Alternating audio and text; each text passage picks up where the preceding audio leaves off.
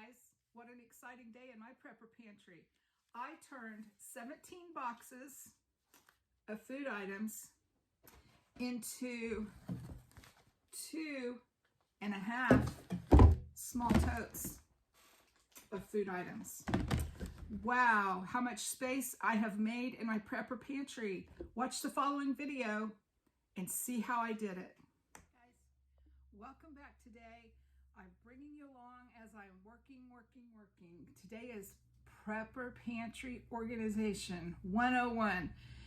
Not my strongest characteristic, I guess you could say. And I was just taking my stuff in my pantry and just, plop, and I got a mess on my hands. So now I'm trying to organize. I'm trying to create more space, and that's where I'm at today. I showed you my closet yesterday. That's like a small part of my prepper pantry.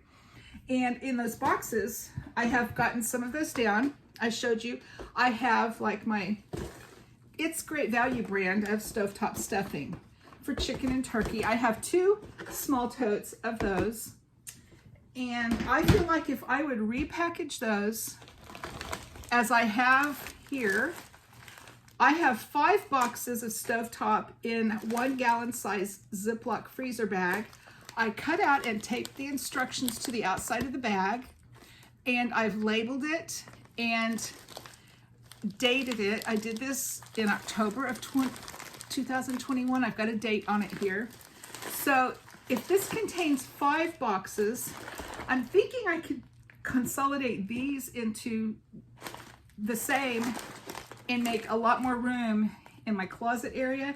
And also I brought in a tote of instant non-fat dry milk and also some scalloped potatoes. So let's see how much space I can make in my pantry area and how much better protected my food items will be by being in an airtight Ziploc bag as well as a tote, a plastic tote.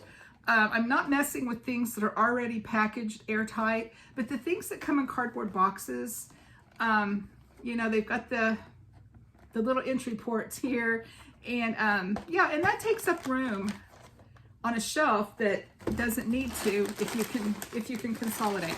So that's what I'm doing today, and I'm going to turn my camera so you all can kind of see what I'm doing as I do it, and then the end of the video, I'll show you how much room I've been able to make by doing this. I'll show you the end result as well. So, all right, let's see what we're gonna do here. All right. I have my Sharpies, I have my gallon size bags, and I have smaller bags to put inside the gallon bags just in case I need those. I'm gonna work with this stuffing mix first.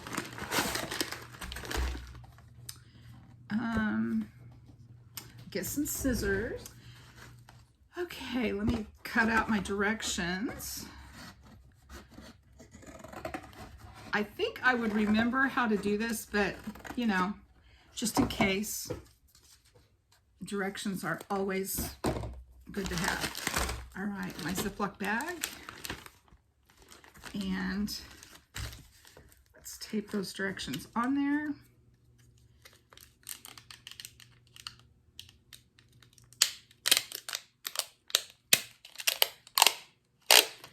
Oh, I'm almost out of tape. Wow. Okay. Alrighty, so there's my directions. And then on my bag, I will write, I'm just gonna write stovetop. Even though it's generic, I will know what this means. And it's November of 21, so it has the date on it there. And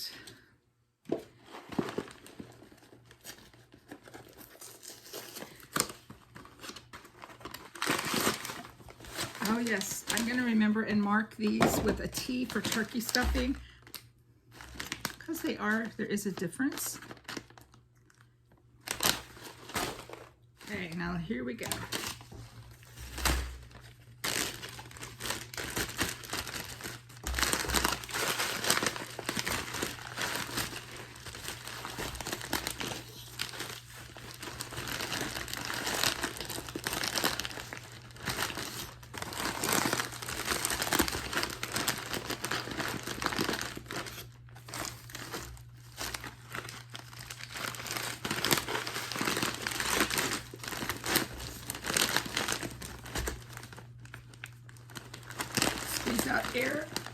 Squeeze out as much air as you can.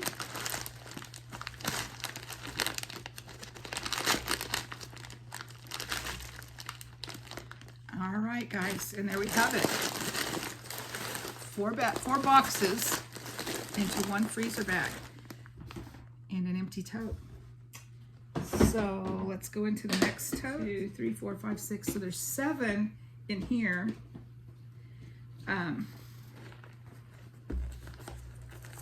Yeah, that'll probably empty out at least one whole tote. I find it very interesting that the smallest jobs can make the biggest difference. You know, this is not going to take me that long at all, and it's going to make a huge difference in my area.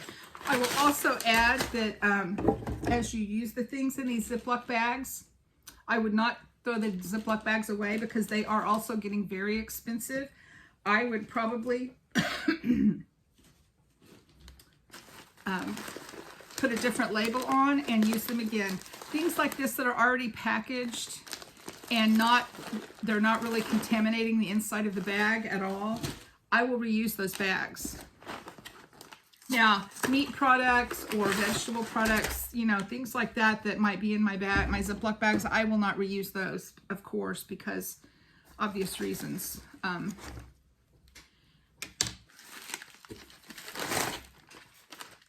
But these I will. So the next item I wanted to repackage was non-fat dry milk powder.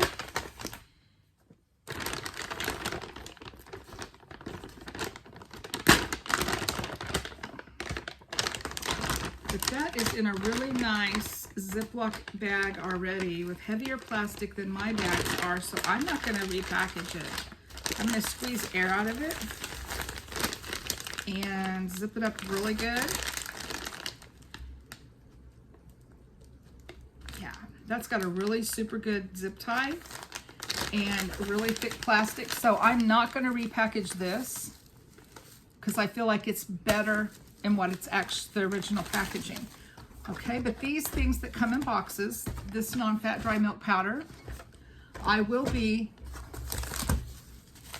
when you open the box, you have individual pouches, and I'm going to repackage those, take them from the box to a Ziploc bag, just because I feel like it would be better use of my space. Okay, and let me see if the instructions are, yes, directions are on each package. I will put in the tab that has their expiration date. Let me see if it's on the individual packages. No, it's not. So I will put that in with them. Each box has 3 pouches.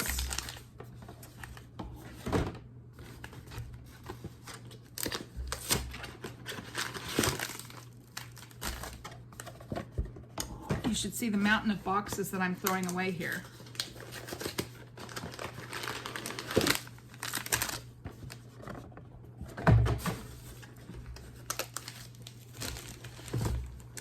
Next up is our scalloped potatoes. So let's see if we can organize a little bit now.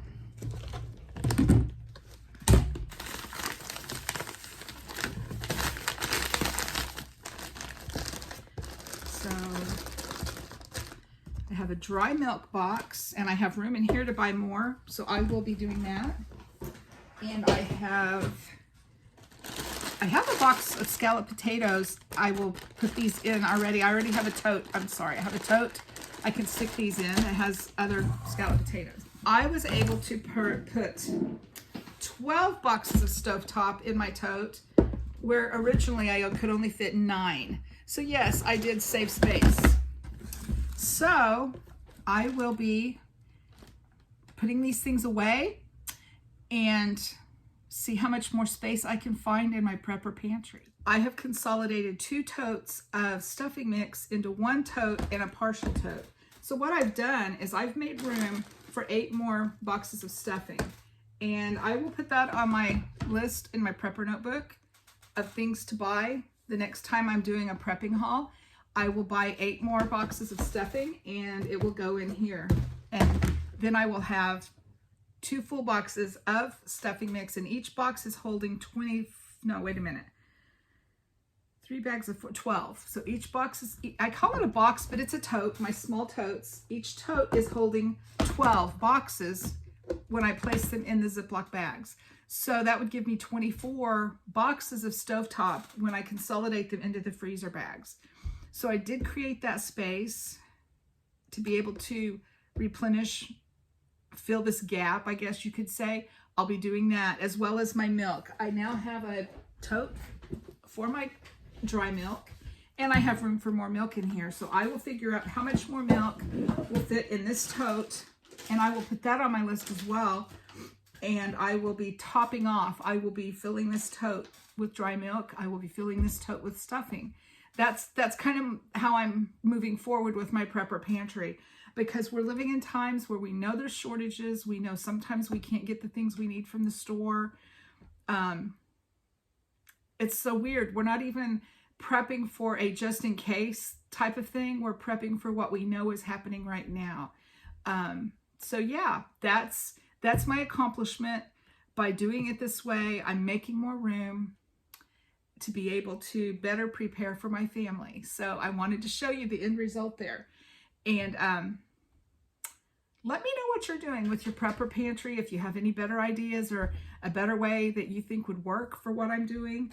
I'd love to hear from you all. I've had some great suggestions this week from fellow preppers in my comments. So be sure to read those comments. Maybe they've shared something that will help you as well. So have a great weekend, and I'll talk to you later. Thanks. Bye-bye.